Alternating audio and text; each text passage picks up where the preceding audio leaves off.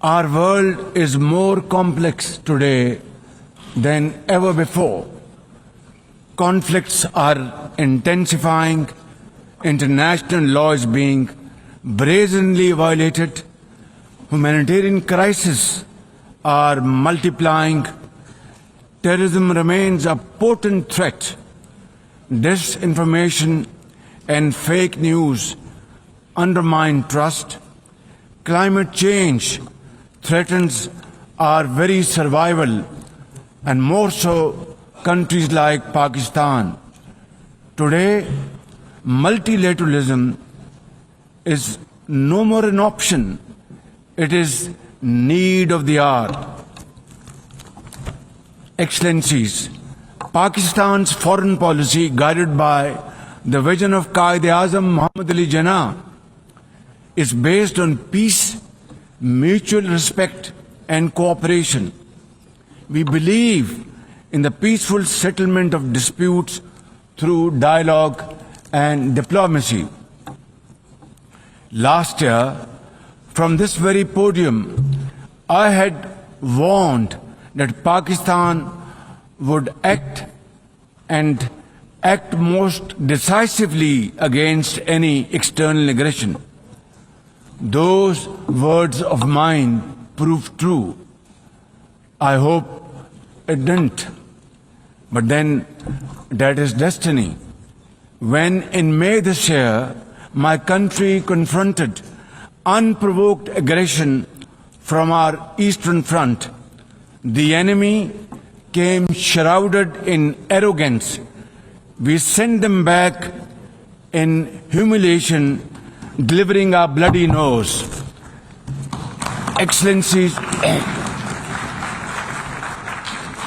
India sought to extract political gains from a human tragedy by spurning my sincere offer of an independent international investigation into the Pahalgam incident. Instead, it attacked our cities and targeted our innocent civilians.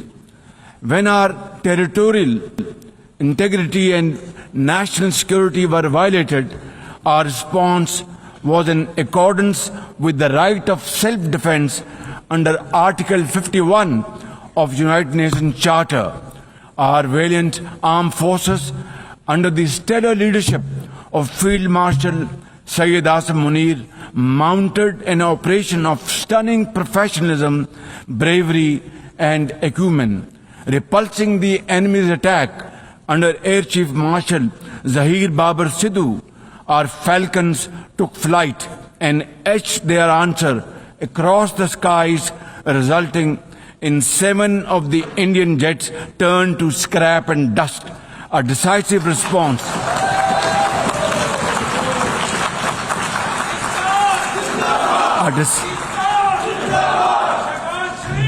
A decisive response to the aggressor that will echo through the annals of history.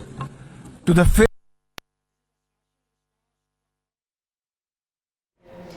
वज़ीर आज़म शहबाज शरीफ अक़वाम मुत्तहिदा general assembly के 80वें इजलास से खिताब कर रहे हैं। वज़ीर आज़म शहबाज शरीफ ने कहा कि दहशतगर्दी दुनिया के लिए एक संगीन ख़तरा बन चुकी है। A decisive response to the aggressor that will echo through the annals of history. To the fearless architects of this victory, to every officer and soldier, heirs of our martyrs, their names are forever engraved in glory. To the mothers of our martyrs, their courage guides our path forward, and their sacrifice shall never be in vain, inshallah, God willing. And to every Pakistani, you stood as one unbreakable wall, a bunyanum marsoos. Excellencies, though in a position of strength, Pakistan agreed to a ceasefire facilitated by President Donald Trump's bold and visionary leadership. We express our deep appreciation to him and his team for their active role in bringing about the ceasefire. President Trump's efforts for peace helped avert a more threatening war in South Asia. Had he not intervened timely and decisively, the consequences of a full-fledged war would have been catastrophic. Who would have lived to tell what happened? And therefore, in recognition of President Trump's wonderful and outstanding contribution to promote peace in our part of the world, Pakistan nominated him for Nobel Peace Prize. And I think this is the least we could do for his love for peace. And I think truly he's a man of peace. Ladies and gentlemen, we're also grateful to our friends and partners, including China, Turkey, Saudi Arabia, Qatar, Azerbaijan, Iran, UAE, and of course, UN Secretary General for extending their diplomatic support to Pakistan at this crucial time. Excellencies, we have won the war, and now we seek to win peace in our part of the world. And this is my most sincere and serious offer before this august assembly of the world nations. Pakistan stands ready for a composite, comprehensive and result-oriented dialogue with India on all outstanding issues. South Asia requires, ladies and gentlemen, proactive rather than provocative leadership. India's unilateral and illegal attempt to hold the Indus Water Treaty in abeyance defies the provisions of the treaty itself as well as the norms of international law.